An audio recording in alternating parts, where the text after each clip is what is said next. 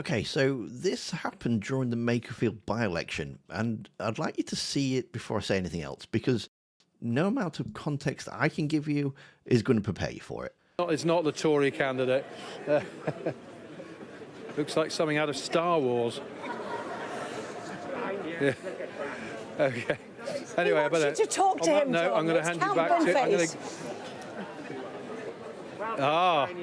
Oh, right. Okay. You want to talk to me? Yeah, go on then. Go on then. Right. Back to the nation. Who are you? My name. What kind of journalist is this? You don't know? Have a look. I've got my list here. Burnham. No, I realise that. Oh, you're Count Binface, yeah? There you go. You did go to journalism school. Excellent. Yes, I. A long time ago. I beg your pardon? I said a long time ago. Yeah. Oh well, I wouldn't have known. Why, Look, why are you standing in this election? Just a stunt? It's A, because it's happening. B, I was at a loose end.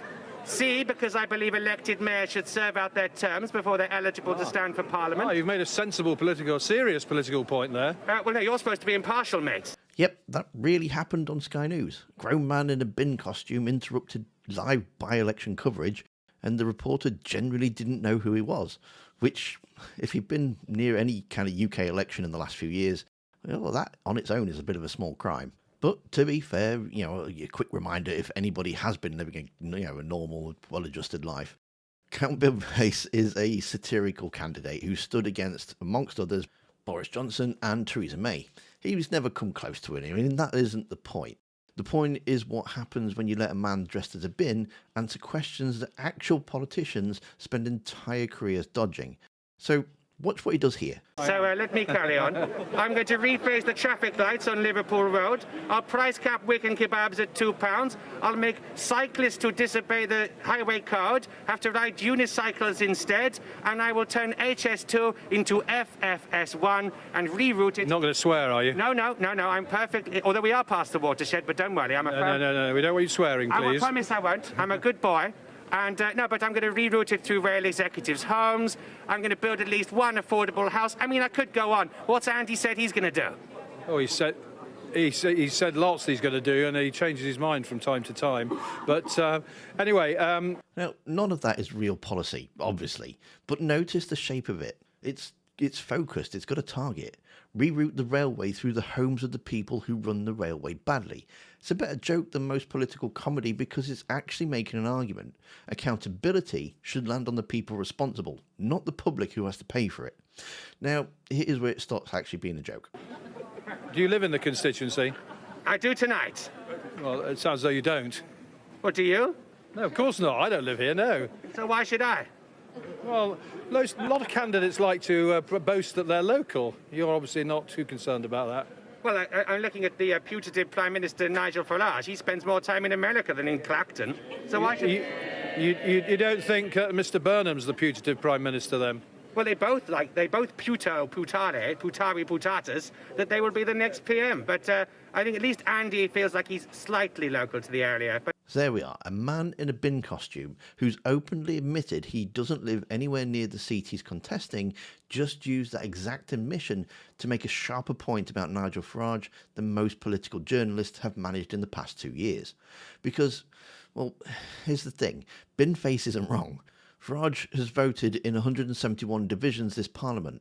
He's gone long stretches over 2 months without casting a single vote, including a run of 77 consecutive missed votes that ended in May. It's very widely accepted that he doesn't hold in-person constituency surgeries in Clacton ever since he was elected. You know, the basic function of an MP. The man in the bin costume is admitting as a punchline that he's not really local. The actual MP, he's been doing the same thing for 2 years and calling it leadership. I mean, I can't believe that a satirical candidate is more honest about being absent from a job that he doesn't have yet than the real one is about his. So that's something. If I was to win... He used to be the MP for Leeds, just not very far from here. Exactly. If I win, I swear... That's not going to happen. Well, exactly. So I'm going to say, I swear I'll move to Makerfield if I win. Okay, all right. I'm sure they'll all be delighted. I mean, he knows it's not going to happen. He says so, and that's the difference. But I'm not telling you to take political advice from a man in a bin costume. But when the entire satirical candidate is more transparent about his own limitations than the people actually running the country, well, the real joke's not really on him anymore, is it? The joke's about everyone else. Are you going to save your deposit? Probably not. No, in a word. But if I could beat the Tories or the Lib Dems, that would be quite funny. Yeah, I suppose they wouldn't find it very funny, though, would they? How many votes do you think you're going to get? Well, I'd be happy with one. Well, I'm sure there's other people who want to interview you. Thank you for talking to Sky News. It's my pleasure. Well interviewed. Well done. Hello. Oh, it's the Manchester Evening News. That's a proper journalist. Well, Anna, I think I got the short straw there. Got a crowd of people watching that. I mean, people were filming you interviewing Count Binface, and I'm afraid for me, you've lost your by-election king crown because you didn't know who he was, and everybody knows who Count Binface is. Let's be honest about it. But anyway, he's still there. He won't leave you now. Of course, I don't live in the area was the mantle. Go on, John. Yeah. What do you think about how I was going to say I don't normally interview those sort of candidates, but I think you bullied me into doing that.